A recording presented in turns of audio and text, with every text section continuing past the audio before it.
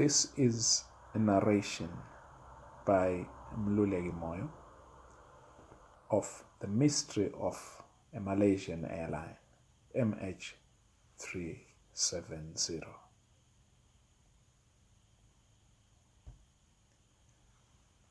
Mystery unfolds.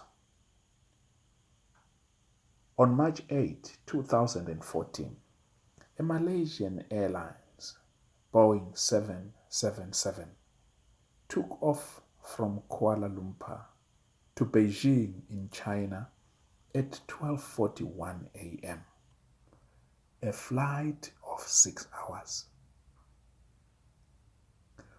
On board the plane were 239 people, among them 12 crew. The last communication from one of the pilots to the Malaysian traffic control was, "Good night."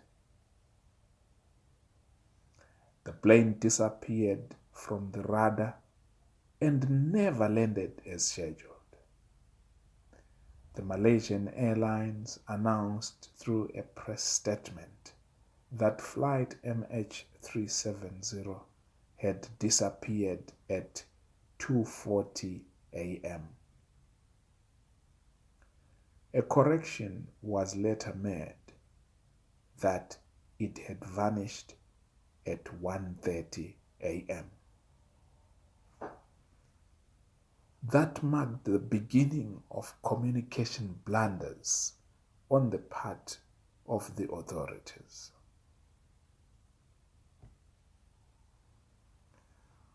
On March 9, a special arrangement for accommodation, transport, and financial aid was organized and set up in China to cater for family members of flight MH370 passengers. Another center was set up in Kuala Lumpur.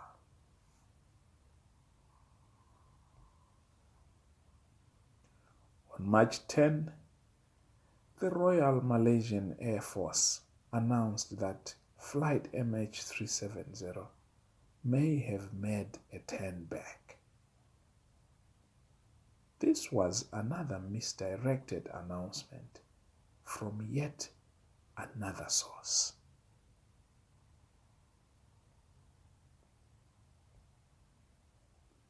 On March 15, Malaysian Prime Minister Najib Razak confirmed at a press conference that flight MH370 was in touch with Inmarsat's satellite system network for some hours after losing contact with air traffic control.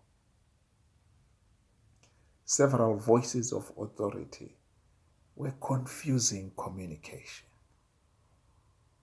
The Prime Minister, Royal Malaysian Air Force, Malaysian Airlines authorities. On March 18, Australia started searching for the missing plane in the Indian Ocean.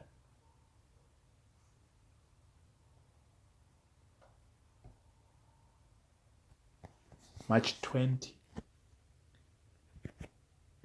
the then Australian Prime Minister Tony Abbott made an announcement that some satellite images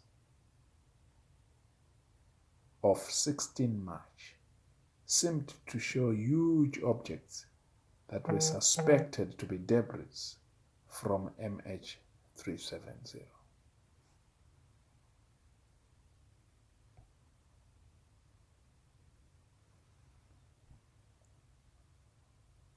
On March 24, Malaysian Prime Minister Najib Razak called a press conference to announce that flight MH370 was thought to have fallen into the Indian Ocean and no one survived. Another sign of confusion on the part of authorities. Whose voice should the world be listening to?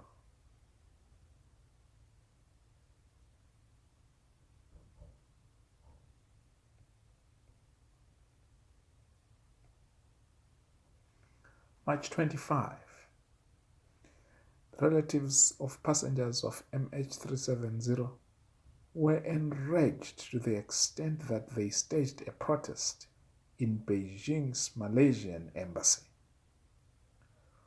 The visibly angry relatives of MH370 passengers called for the return of their relatives and labeled airline authorities as liars.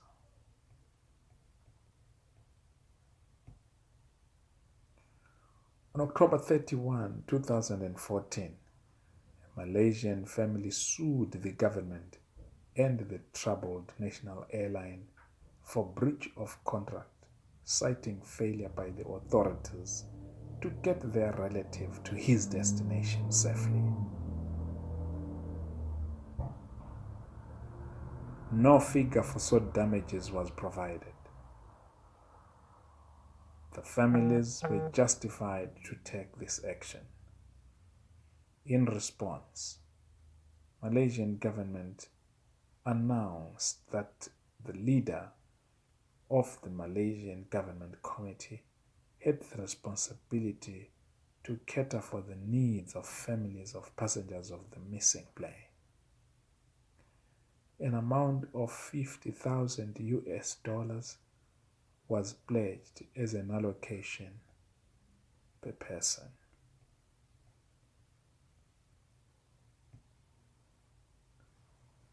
January 2015. On the 9th of January, families of MH370 expressed frustration over mysterious disappearance of the flight and the absence of any clues to the fate of their loved ones. On the 29th of January, the Malaysian government announced that the flight was being declared an accident. All the 239 passengers and crew were presumed dead.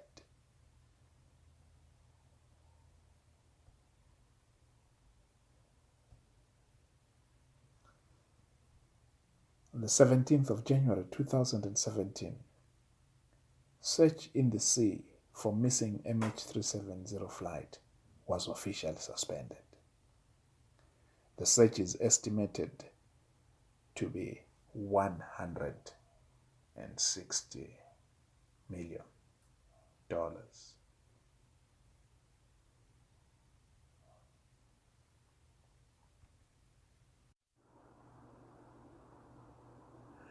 The plane is believed to have been carrying 2 tons of cargo that was never identified by relatives. To this day, families, relatives, and the world still ask exactly what happened to flight MH370. Had communication been handled properly, relatives would be grieving with a glimpse of hope.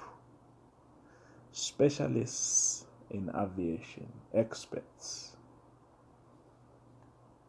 are all puzzled. They are looking for answers. As the following video suggests, an American firm did make effort in searching the South Indian Ocean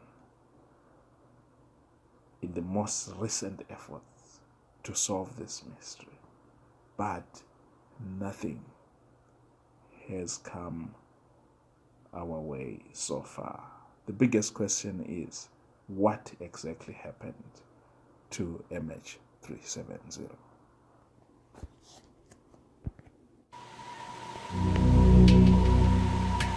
For the loved ones of those on board MH370, it's been more than 4 years of waiting, with hope followed by despair, then hope again.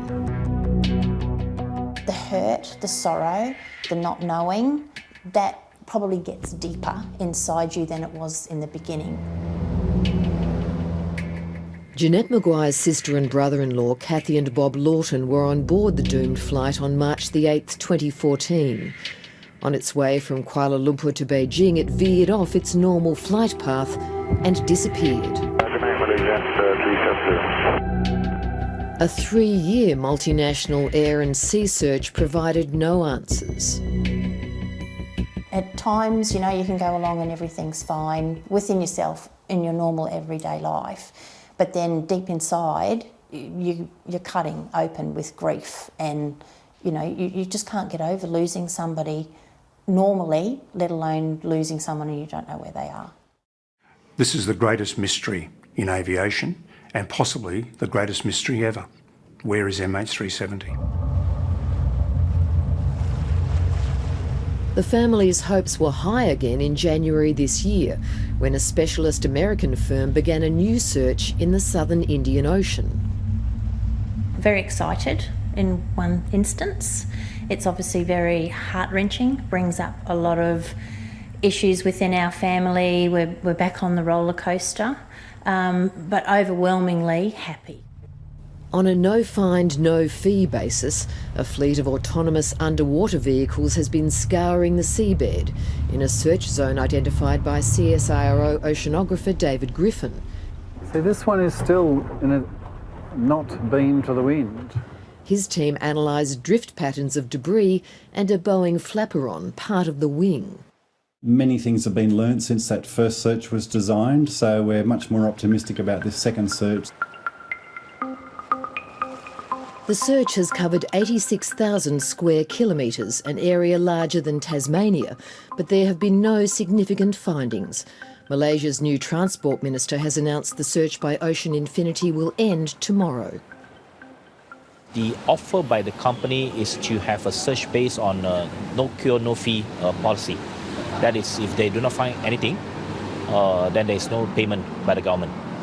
I do not think that the company can afford to extend the search beyond 29th of May because it incurs cost for them as well.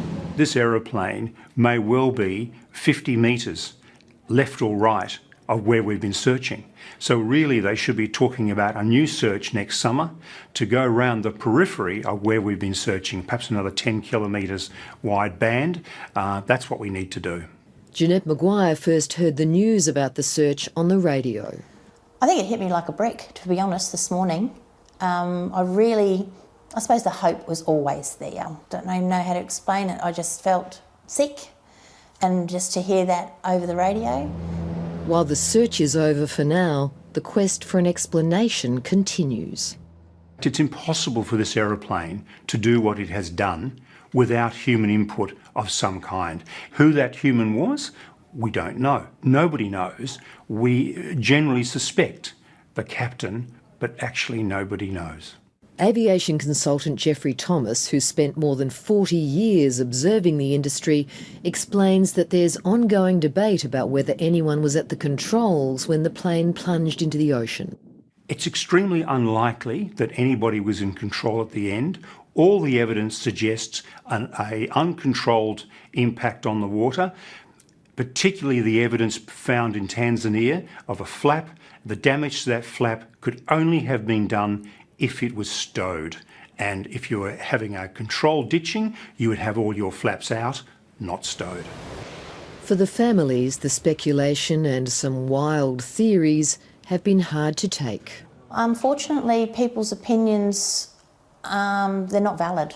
Probably my worst part that I hate is for the pilot to be blamed.